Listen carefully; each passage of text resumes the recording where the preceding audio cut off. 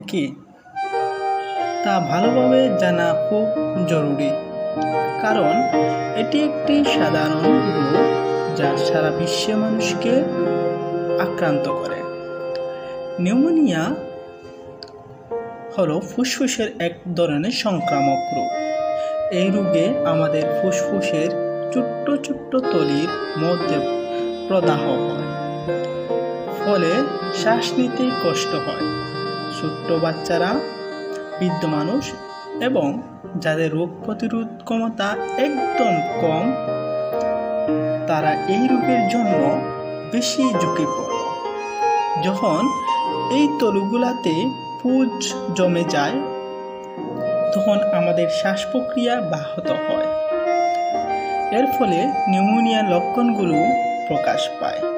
তাই দ্রুত রোগ নির্ণয় এবং চিকিৎসা শুরু করা জরুরি। এতে করে রোগীর সুস্থতা সম্ভাবনা বেড়ে যায় এবং জটিলতা রিডিউস হয়।